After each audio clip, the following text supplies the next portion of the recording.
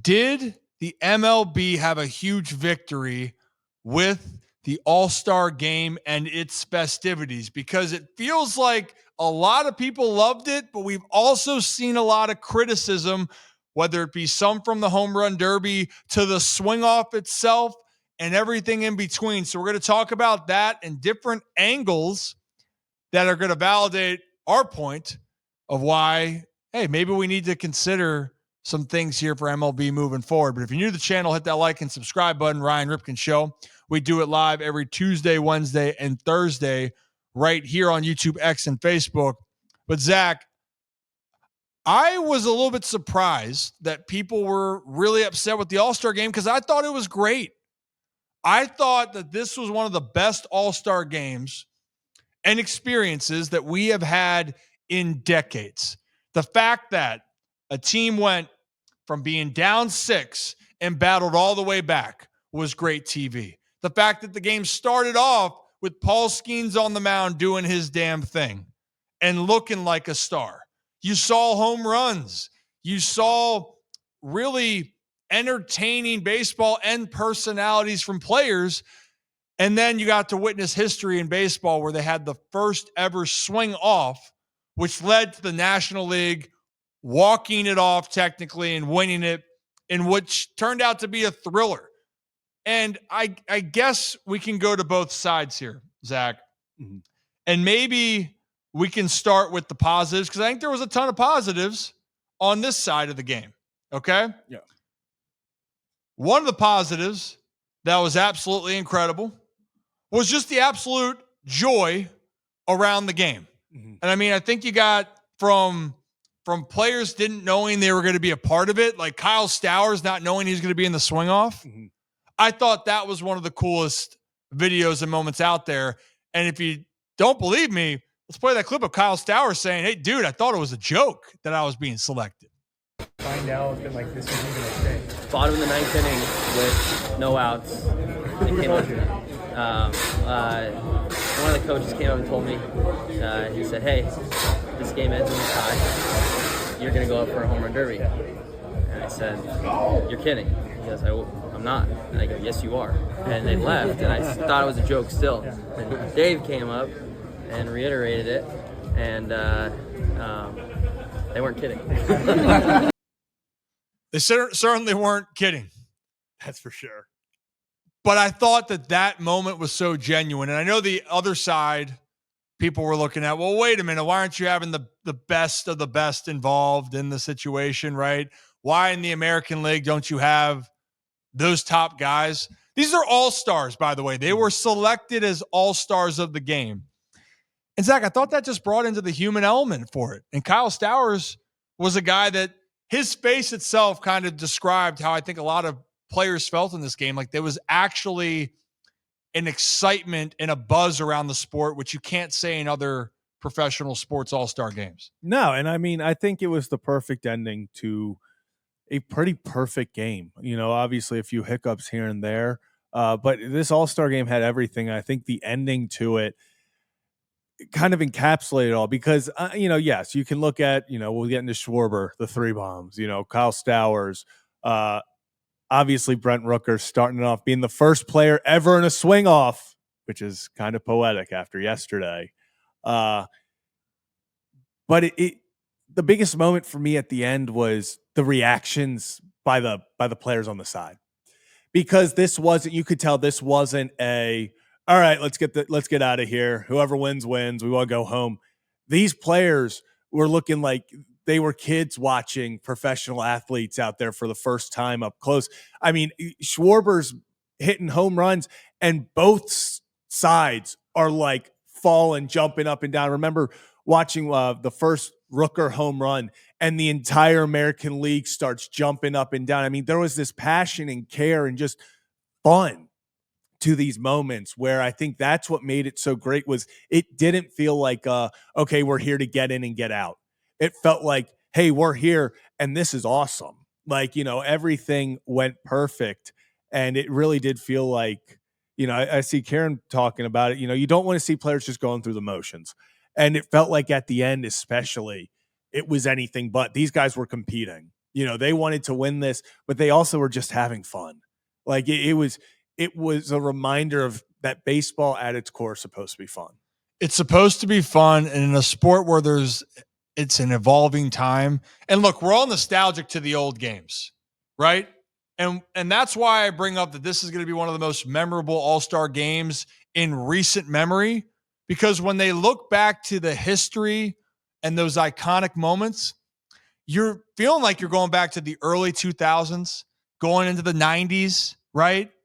That's like the last time frame where people look at it and go, damn, like that was electric. That was baseball, right?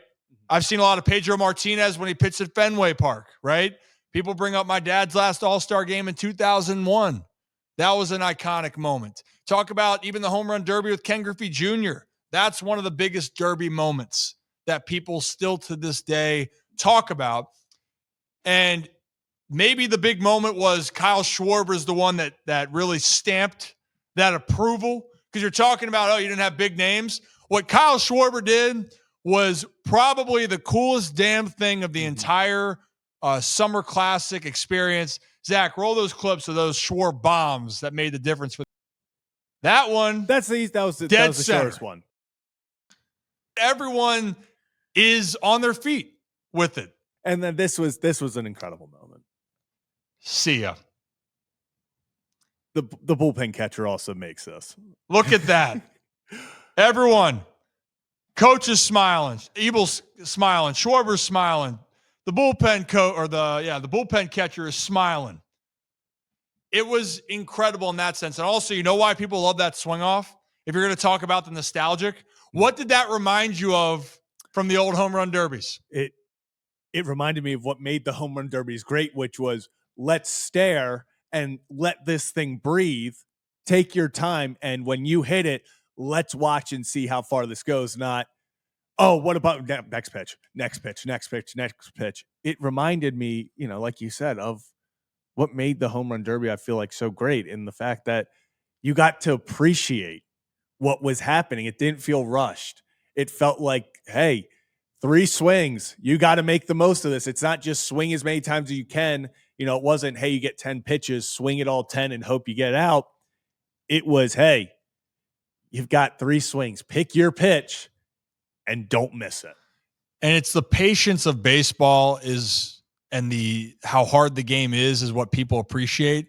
And that's why they love the old home run derby, was you had to be patient. You might not have success, but also that's what made the spectacle so incredible. Think back to those old home run derbies, because that's why the swing off, in my opinion, was so damn cool, is because the setup tugged at the cords of all baseball fans that remember the derby from the old days. And when you talk about the iconic moments, I was there in 2008, was the last year at the Yankees Stadium, old Yankee Stadium, and Josh Hamilton put on an absolute show. One of the most impressive things, and it was more impressive that he had to wait and take the pitches, and then he just unloaded into the New York skyline. Mm-hmm. That's what makes it really cool. And I thought, I got to give baseball a lot of credit, MLB, because that was what fans wanted to see. You wanted to be entertained? Well, that's a big part of it. We'll get into the other side of this in just a moment, of why people maybe weren't as happy because of some names that might have not been there. But let's stay with the positive here for one more second. The ABS system seemed to be a big success for some. Not that it was out there in the open so much, but even the last call with the Rosarina, Zach. Mm-hmm. That was fun. It was fun. Do you have that clip? Yep, Can we pull that up? Ninth Look at that. Diaz thinks it's a strike. He calls the tap, which means the challenge. Randy knows it too. And talk about being dotted right here. Oh. Dotted. I love the point. Man. There's being on the black, and then there's that. ABS system was a massive success last night. And I think it was used probably 3 or 4 times, I believe. And I think the longest one was about 7 seconds. So it's not going to extend the game. I don't think you need it for every pitch. I've seen some people like, oh, just automated umpires. I don't think that's the way to go. I think having this challenge system of you have X amount of challenges per game, because that becomes strategy of when to use it. Are you using it on the first pitch of the game where you're like, oh, that was a little outside, no. But I think in a big moment, if anything, I think this made this moment cooler. Had the umpire just gone strike 3 right there, everyone's like, oh, what a pitch, all this stuff. But it was almost like the appreciation. Like you got the appreciation because it was called a ball. And then Diaz is like, wait, hold up a second. Let's run that back real fast. And you get the entire crowd reaction. Everyone's watching it live. It's not like we do with replay where the umps go behind the scenes and are, talking to New York and they go, okay, it's a strike. And they go, okay, it's a strike. This is in front of everyone, that moment. And then you have Diaz obviously pointing back. I doubt there would be that much laughter from Randy had it been a real meaningful game tie situation in the ninth. Yeah. But for that, it was a lot of fun. I really enjoyed that. It really, I think that was the real big positive on the game. It didn't seem to slow it down much. It was a fun element, and that is what's coming to baseball. Whether you truly like that or not, that is what is on the way. But now let's look at what was starting to cause some of the controversy, or I shouldn't say controversy, but displeasure, Zach. Mm-hmm. And really, it's around of how things ended. They're the traditionalist. And again, I love baseball and the old school style that's played, but we know that that's changed. But there were a lot of people that weren't happy with the swing off, Zach, which kind of surprised me. And a lot of people then, if they weren't happy that the swing off happened, the other reason they didn't like it was that the stars, the big names, Ohtani, Judge, those types of guys weren't included in the swing off. And also, I want to point this out. You could say the different tiers, and I get that. These are actual all-stars in the game. So it's not like that they chose random guys off the streets. I know Aranda for you maybe didn't help with your betting situation. I'm going to say this. That was the only pick that I was like, okay, this doesn't make a lot of sense. Stowers, I understand. Stowers just hit 3 home runs a few days ago. And people are acting like, like some of these guys, like it was 6 guys that were just, singles hitters. Aranda's an average guy. I get that. But we didn't see him because it didn't get to that point. Pete Alonso, Kyle Schwarber, think he did pretty well. Brent Rooker, wasn't everyone begging for him in a swing off the day prior? I don't know why. If you have watched Randy Arozarena play baseball, I don't know why you questioned why he was in there. He only hit 1, but that guy, talk about a guy who has some pop. Didn't question that at all. And okay, so 5 of the 6, I think were great home run derby participants. I know the big one is, why did they choose Aranda over Bobby Witt? I don't know. You could probably ask a million people. They won't tell you. What maybe Bobby was like, no, let someone else do it. We don't know. But I still think it was the star power in it wasn't an issue for me because we had it. Like, I felt as an AL fan, because for some reason that actually means something to me. I literally watched Pete Alonso in the 9th inning. They showed Pete Alonso in the cage warming up. I literally was like, oh, it's over. Like there was that impeding feeling of oh, here comes Pete. It's like a closer coming out. It was like, oh, if it gets to Pete, this is over. You know how he does in home run derby. So I loved it. I really did. And for all those for this time frame in MLB that are saying that the stars aren't competing in the big moments if it's an all-star festivities, which include the game and the home run derby, because then the swing off became a home run derby.